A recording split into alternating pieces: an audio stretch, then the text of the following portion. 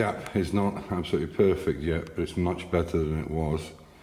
And that's got the new outer flange and flange that holds it up against the B-pillar support. We're just working on it now, but we can actually bring that so it's really got a good gap on it, a good panel gap on it. It's easy enough to do with welding and lead loading. So what he's doing is making up, you can see that piece is inside there now, that's that new bit. So the outer one's welded on and this one's welded on, it's tacked, it's really got to have some more welding, but I'm going to double tap weld it with my welder down in the lower garage. And it's just starting to make up, and this is the brass ring that fits on afterwards. So obviously the wing is painted off the car, and then you paint the wing and then paint this separately, and then it's riveted, but it's brass, so it's all got to be cleaned up and manipulated there. You can see it's not quite right. So he's basically making up these new edges where they were rusted and corroded. Excuse me. That'll be the next job that has to be done, and then this flange here is buggered as well. Okay, so I'm working on this one. So I've already cut the bottom piece off, which is here, you can see. And this is the plate I was talking about that goes inside, and it shouldn't be welded on. There's a cover plate to stop any dirt and rubbish getting into the B-pillar support. And there's supposed to be a double flange on the wing side of it with a rubber strip in it, or a felt strip, which stops any water or dirt getting through. But it should be screwed on. I'll put on with cell tappers, because that has to be able to come off so you can inspect inside that. So somebody's built that gusset into it to fabricate a dust shield, if you like. So that's where I've taken it off here. What I'll do now is I'll cut this down all the way down and take this one off, because it's absolutely buggered along here, and this is very thin, and I've built two new ones. So there's the new flange there, so this is the one that goes on the body, and then this is the one that sits on the wing. So it's a pretty good, it's a pretty straight, and that's a perfect start for us to holding this with one hand, of course. So that's nice and straight. That's easy enough to rebuild this. It's made up of so many parts, as you can see. Okay, that's the edge that I cut off, and you can see I've cut it pretty much right on that edge there. But look at the inside. You see the corrosion in there? I haven't taken it all off, there's no point, it's going in the dump. But you can see how much rust is behind it. And that's, like I say, that's the problem with overlapping metal. We use Bronux. It's a kind of corrosive encapsulator. It's called Bronux, epoxy Bronux, and then we'll use weld-through primer over it, which will give it some resistance. But you have to remember, when you're welding, this heat is going to dissipate the paint, so it's very hard to get protection in there.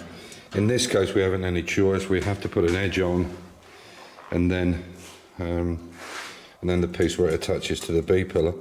I suppose you could, but theoretically, I suppose you could just put this one piece on, but then it would move the distance back a bit. So we'll put it back to original. Just a quick update on this jig that we made.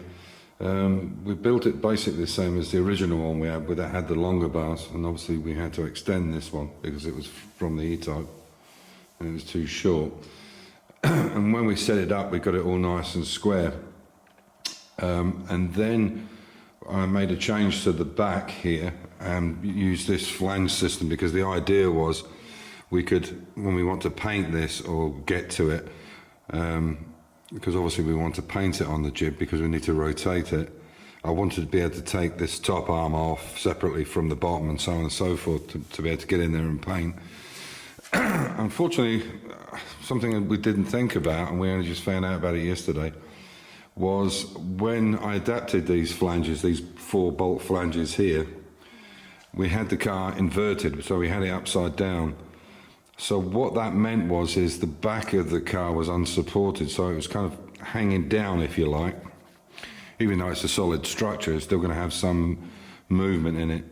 And then when we checked, when we put the wing on, we had the whole jig inverted, yeah. So it was upside down. And when we put the wing on, it looked reasonably straight. It wasn't perfect, but it looked reasonable. The gap between the wing and the door here, and the same on the other side. When we then turned it upright, it looked like it was being pinched. So there was a smaller gap on the top than there was on the bottom. And then we realised what happened was because when we put this flange on, it was upside down. It actually put the whole shell into tension, if you like, for want of a better word. Yeah. So what we did yesterday was we inverted it the right way, and we ended up drilling this dropped down to a point where we ended up putting new bolts in it. So it's about I don't know, I would guess a centimetre. It dropped down about a centimetre. So now it's straight. Now we've checked it and it's okay. Should have thought about that when we did it, when we redid the flanges to make it easier, more adaptable. But something to look out for. Just keep checking these things. Now we've got it in the right position. When we put the wing on, it doesn't matter whether we rotate it up or down, the wing and the doors, everything stays in the right position. And it was in the right position in the first place, but after then adapting it, it's something you need to think about. What happens here when the car's finished, obviously you have the wing here on the outside, and then obviously this would be exposed, this bead pillar. So what they do is they have these plates that they've made up. You just buy these, and they actually basically fit in there like that. So what it is basically is a splash cover, and there's 5 screws, so you put 5 self-tappers in it. And where my thumb is on the end here, you put a rubber seal, so that rubber seal sits against the outer wing. So there's something that has to go on. And the idea of that is basically you can unscrew it and check if there's any debris or whatever is behind there. Because you can imagine if that was open, it would just be full of crap from the wheels and tyres and so on.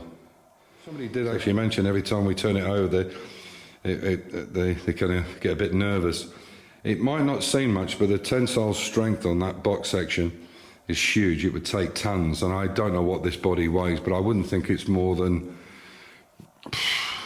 I mean, we can, I don't know, I would think it's probably, I don't know, 500-600 kilos, maybe 800, I don't know. It's not that much, surprisingly. The bulkheads, the 2 bulkheads are probably the heaviest part on it. But yeah, I mean, this, with 8 points of contact like that, there's no way that's going anywhere. But the tensile strength alone is massive, up and down. Probably the only time it's under any real strain is when we're turning it sideways. But the problem with these, or the thing is with these rotisseries, is you're turning them fairly infrequently. People have this thing that it has to spin nicely. That's nice because if you're on your own, it's easier to turn over. But you're not rotating this thing on a regular basis. You're turning it, doing some work. It might sit like that for weeks, months even. So as long as the vehicle turns and you can do it on your own, you've pretty much got it right. I wouldn't worry about the smoothness of it, if you like. So we're putting this recess into this with this roller. So, okay. So we need to just go out a little bit. Okay, if you start rolling forward.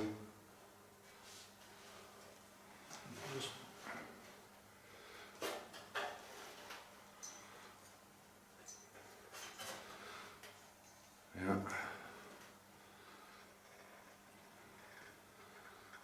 Turn to me a little bit, turn me a little bit, yeah. Not too much, back out, so, yeah, there we go. Okay. No, I can. Okay, you got it? Yeah. Yeah, keep going. Yeah, straight through. Straight through. Straight through. Just go back a little bit. Yeah. Yeah, okay, and go all the way through now. Okay, that's it. So, just Because what it's done is it's bent this round the other way. No, it's not important. So, as you can see there, can you bring it round? So as you can see there, we've got this is the original bit, and this is the bit that it's made to go on, and then we've just, what we could have done is actually put it through just as a single piece and then matched it up. So we need to cut this piece off now. So you can use an angle grinder, guys, but don't put the blade through the steel, because obviously it's going to cut in a straight line. The way to do it is to angle the blade and slowly take the metal off until you get to a point that you get through, but don't be tempted to put the blade through. If you do that, it'll snag and it'll catch. So I'm going to hold this and you can see it.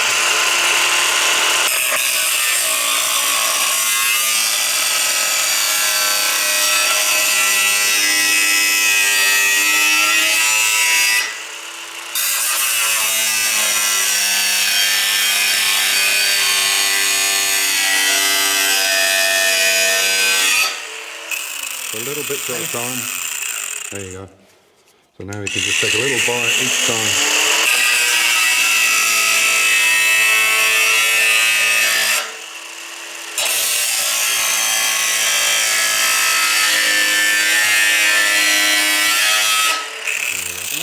You should be able to get that off now.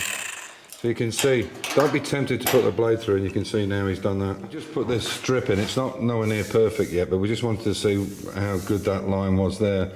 And you can see that's how that edging strip will be on it. Obviously, if he lets his fingers off now, there's no bolts in this, you'll see the gap in it. If you let it go, you can see there, because there's no bolt in here, or there's only one in it. In fact, there's no bolts in it. There's just that clamp on it. So if we got it to that point, we're getting closer and closer. This has all got to be bolted up, but that's just hanging on that wing there. So, and you can see there's the new piece that we've just done.